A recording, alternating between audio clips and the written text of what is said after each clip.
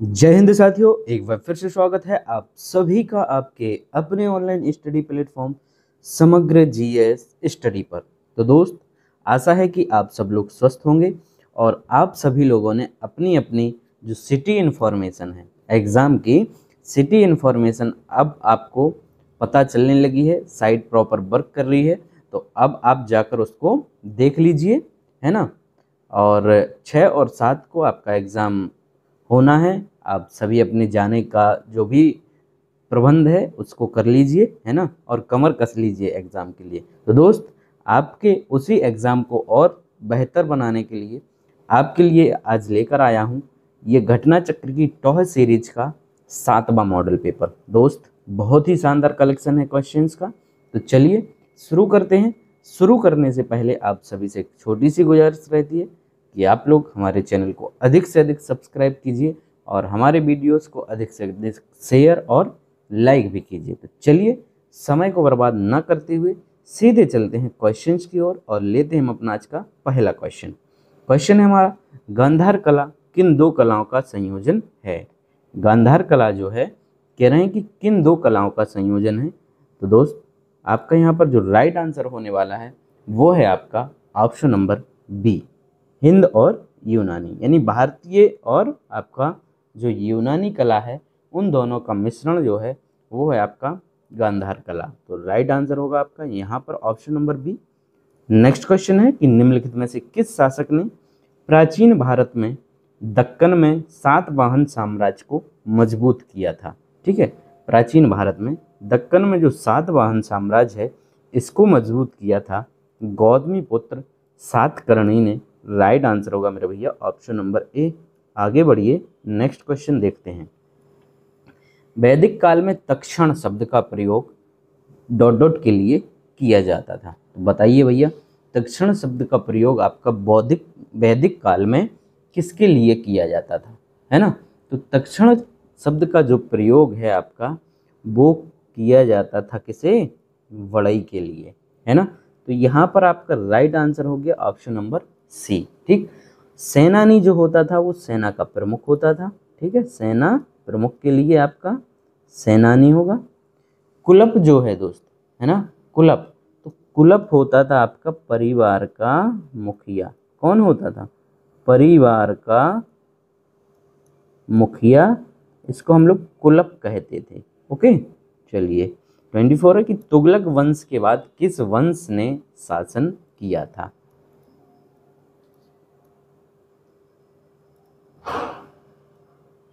ये है ना, तो तुगलक वंश के बाद आपका कौन आया था, सैयद वंश। सैयद वंश आया था। राइट आंसर होगा आपका ऑप्शन नंबर ए।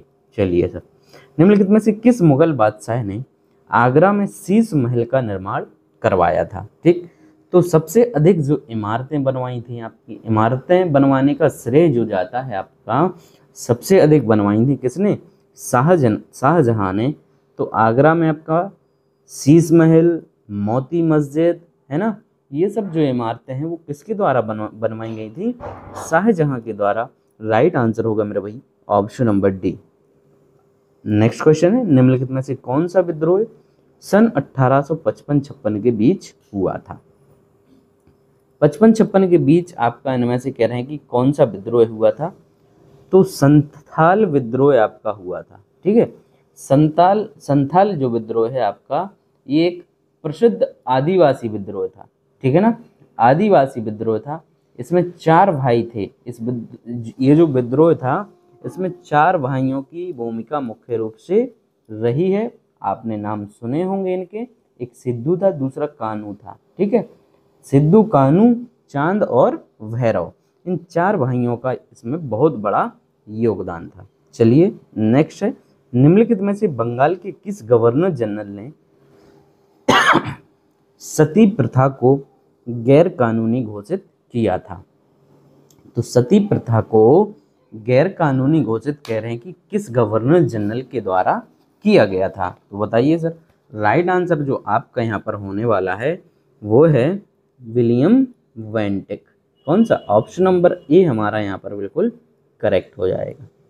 ठीक, चलिए सर 28, भारत के वायसराय लॉर्ड कर्जन ने बंगाल के विभाजन की घोषणा किस वर्ष की थी?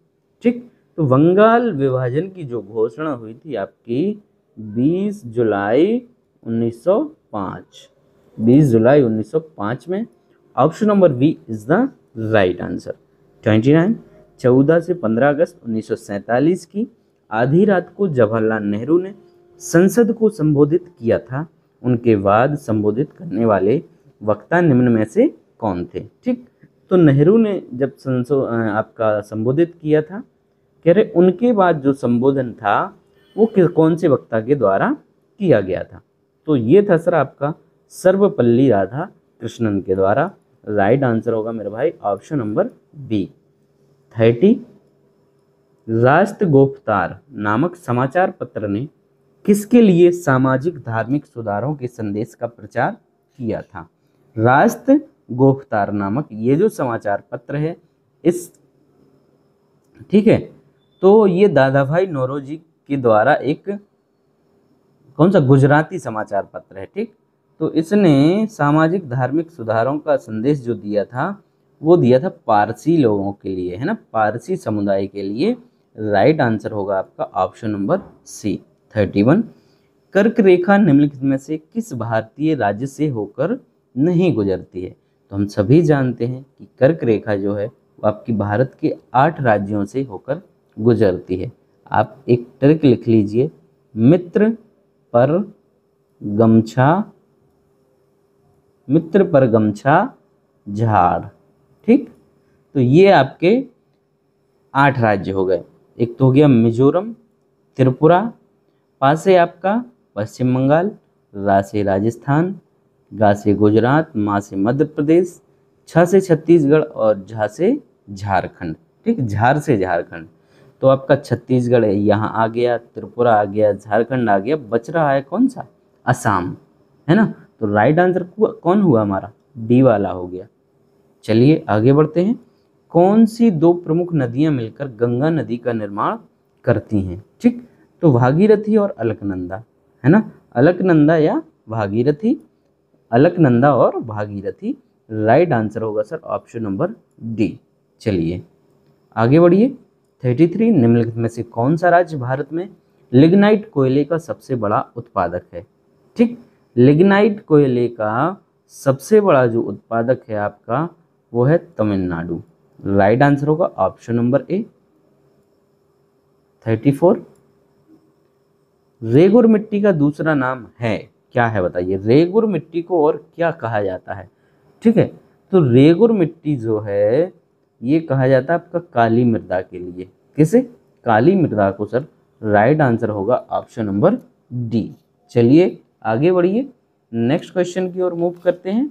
क्वेश्चन है हमारा, कह रहे विश्व की सबसे लंबी भूमि सीमा किन 2 देशों के बीच में है? ठीक है, विश्व की बात हो रही है यहाँ पर, आपकी भारत की नहीं हो रही है। तो सबसे लंबी जो भूमि सीमा है आपकी कनाडा और यूएसए के बीच में है। ठीक है सर, कितनी दूरी है इन दोनों के बीच की सीमा की? तो 8,991 किलोमीटर। ठीक, इतनी दूरी इनकी भूमि सीमा इनकी है। चलिए आगे बढ़ेंगे। 36 देख लिए, देखिए कह रहे हरित क्रांति द्वारा पारंपरिक खेती के विरुद्ध किस कृषि तकनीक को बढ़ावा दिया गया है? ठीक है, पारंपरिक खेती के विरुद्ध कौन सी खेती के तकनीक को बढ़ावा दिया गया है? तो इसमें कहा गया है कि आप लोग वैज्ञानिक तरीके से खेती करिए। किस तरीके से? वैज्ञानिक तरीके से यदि किसान भाई खेती करेंगे तो बहुत अधिक मुनाफा कमाने की इसमें आपकी उम्मीद रहती है।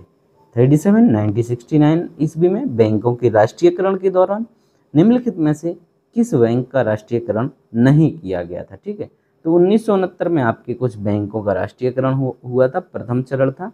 मैंने आपको बताया इसमें कितने 14 बैंकों का राष्ट्रीयकरण हुआ था। ठीक है ना, 1969 में 14 बैंकों का। इसके बाद आपका जो 1980 में राष्ट्रीयकरण हुआ था उसमें 6 बैंकों का। ठीक, तो 1969 में कैनरा का हुआ, बैंक ऑफ बड़ौदा का हुआ, यूको बैंक का हुआ, एसबीआई बैंक का आपका राष्ट्रीयकरण नहीं हुआ था सर। यहाँ पर हमारा जो करेक्ट आंसर होगा वो होगा ऑप्शन नंबर ए। ठीक, एसबीआई का क्यों नहीं हुआ था? क्योंकि एसबीआई जो है उसका राष्ट्रीयकरण पहले ही हो चुका था सर। कब हो गया था? 1955 में। ठीक, 1955 में हो गया था, इसीलिए हमारा राइट आंसर होगा ऑप्शन नंबर ए। 38 है, भारतीय अर्थव्यवस्था पर वैश्वीकरण का निम्नलिखित में से कौन सा नकारात्मक प्रभाव है? वैश्वीकरण का नकारात्मक प्रभाव कह रहे कि कौन सा है? तो पहली ऑप्शन पढ़ेंगे हम लोग, नेतृत्व शैलियों के प्रति प्रतिबंधक दृष्टिकोण का उदय। ऑप्शन नंबर ए हमारा यहाँ पर बिल्कुल करेक्ट है। 39, पंजाब नेशनल बैंक में विलय होने वाला वाणिज्यिक बैंक आपका कौन सा है? ठीक है, तो पंजाब नेशनल बैंक में जिस बैंक का आपका विलय हुआ था उसका नाम है sir new bank of India. ठीक, न्यू बैंक ऑफ इंडिया का जो विलय हुआ था पीएनबी में वो 1993 में हुआ था। अब आपको कुछ और याद आ रहा होगा इसको, है ना, पीएनबी का नाम सुनकर। तो सर पीएनबी में कुछ और बैंकों का विलय हुआ, अभी अभी हुआ था, कुछ साल पहले 2020 में हुआ था। ठीक है, एक था आपका ओरिएंटल बैंक का, ओरिएंटल बैंक ऑफ कॉमर्स, और दूसरा जो बैंक था आपका वो था यूनाइटेड बैंक। ठीक है, यूनाइटेड बैंक ऑफ इंडिया। तो इन दो बैंकों को मर्ज किया गया आपका 2020 में। चलिए, जीएसटी परिषद का चेयरपर्सन कौन होता है? जीएसटी आपका जीएसटी जो परिषद है कह रहे उसका चेयरपर्सन या अध्यक्ष कौन होता है? तो सर इसका अध्यक्ष होता है आपका कौन? केंद्रीय वित्त मंत्री।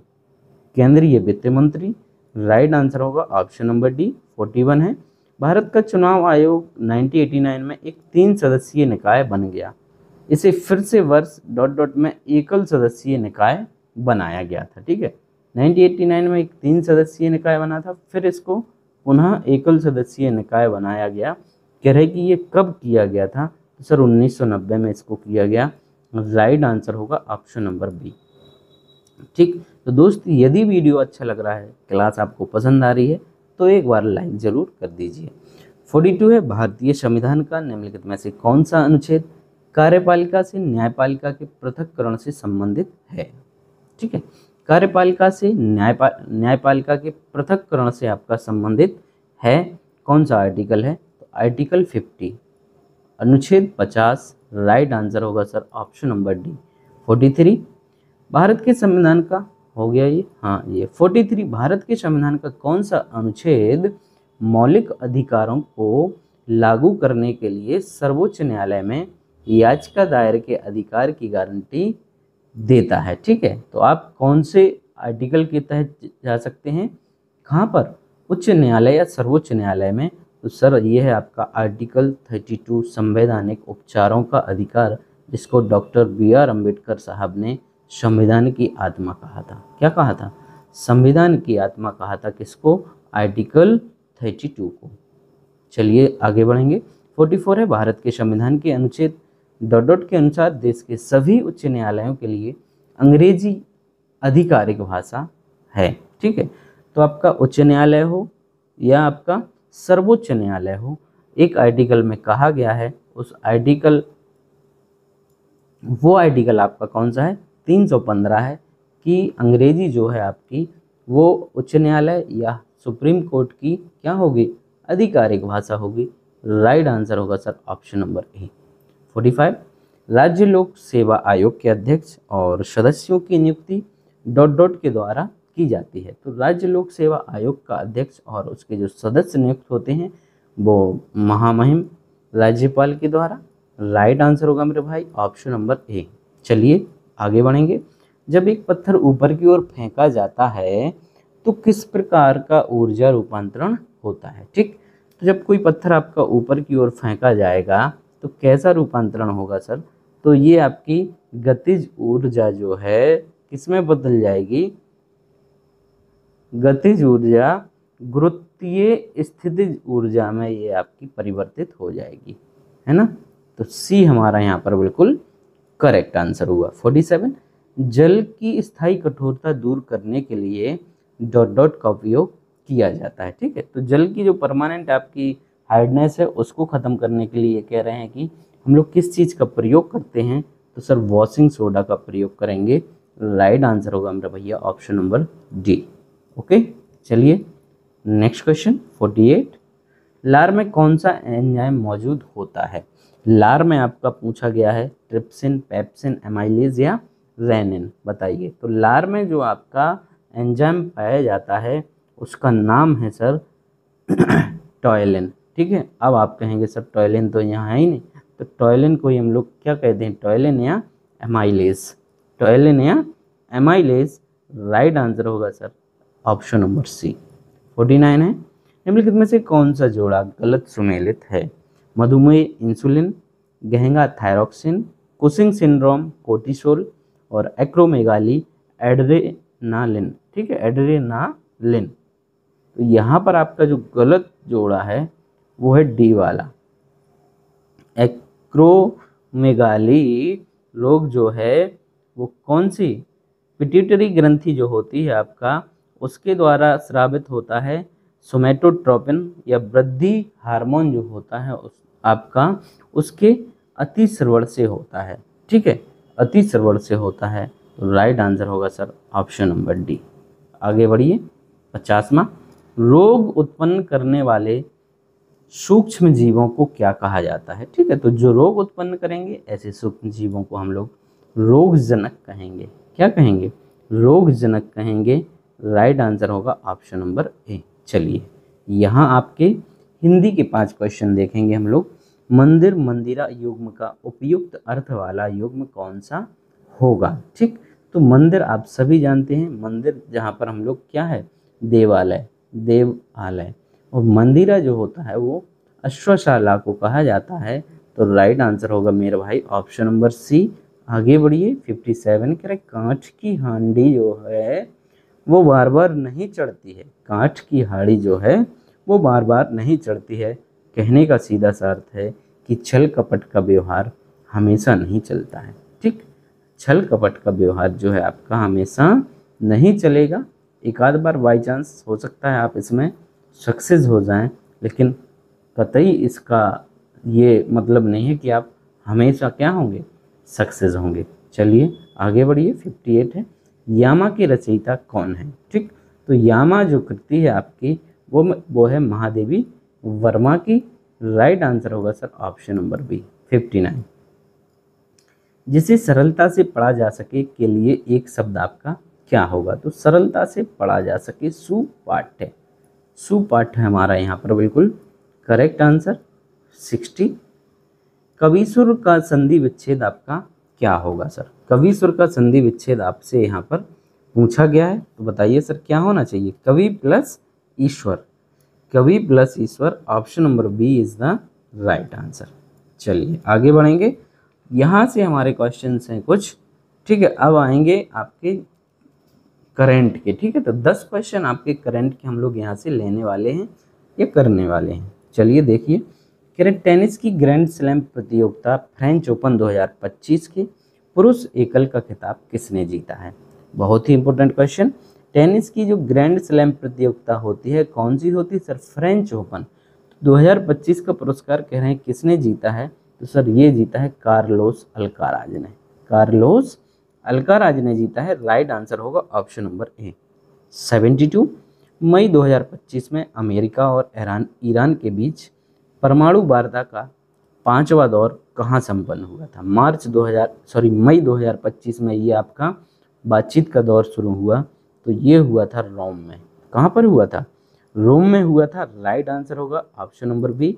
73, मई 2025 में उत्तर प्रदेश सरकार और किसने यूपी एग्रीज और एआई प्रज्ञा पहल की शुरुआत की थी? ठीक, तो उत्तर प्रदेश सरकार और उसके साथ कौन था जिसने यूपी एग्रीज और एआई प्रज्ञा पहल जो है उसकी शुरुआत की थी? तो सर विश्व बैंक और उत्तर प्रदेश सरकार के द्वारा ये पहल की गई थी। राइट आंसर होगा option number C. Next question है, मई 2025 में माउंट एवरेस्ट पर फतह करने वाली भारत की पहली दृष्टिबाधित महिला का नाम क्या है? बहुत ही शानदार क्वेश्चन है ना, इम्पोर्टेंट भी है। दृष्टिबाधित महिला है ना, कहाँ पर फतह किया है इन्होंने? मई 2025 में माउंट एवरेस्ट फतह किया है। बहुत ही साहस भरा यहाँ पर कार्य किया गया है इनके द्वारा। इनका नाम है छो जिन अंग्यो। छो जिन अंग्यो, option number D is the right answer. 75, अप्रैल 2025 में किस यूरोपीय शहर ने राष्ट्रपति द्रौपदी मुर्मू को अपना मानद नागरिक सिटी ऑफ ऑनर बनाया है? ठीक, कौन से यूरोप शहर ने किसको, अब हमारी जो महामहिम राष्ट्रपति महोदया हैं उनके लिए सिटी ऑफ ऑनर बनाया है?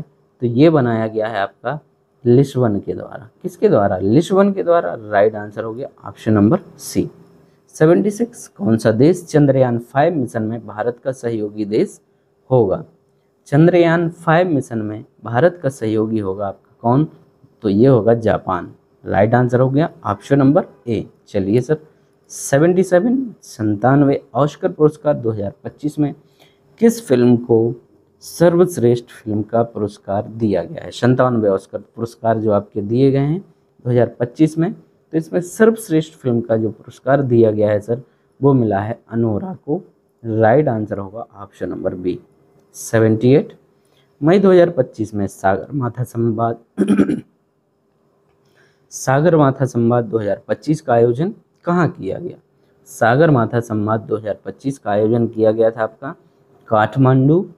Right answer option number C. Next 79 सफ़ेद बाघों के प्रजनन को बढ़ावा देने के लिए मध्य प्रदेश के किस जिले में भारत का पहला सफ़ेद बाघ प्रजनन केंद्र स्थापित किया जाएगा? ठीक, तो एमपी में आपका ये किया जा रहा है।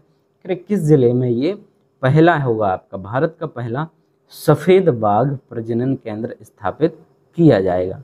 तो बताइए सर। राइट आंसर है आपका रीवा में ये किया जाएगा। Option number is the right answer, option number A. ठीक, लास्ट क्वेश्चन है हमारा, प्रतिवर्ष भारत में आतंकवाद विरोधी दिवस कब मनाया जाता है? आतंकवाद विरोधी दिवस मनाया जाता है 21 मई को। Right answer option number V. तो ये था आज का आपका प्रैक्टिस सेट। आई होप कि आपको वीडियो पसंद आया होगा। यदि पसंद आया है दोस्त तो जमकर शेयर कीजिए, है ना। और कल फिर मिलेंगे एक और नए प्रैक्टिस सेट के साथ। तब तक के लिए अपना ध्यान रखिए। धन्यवाद।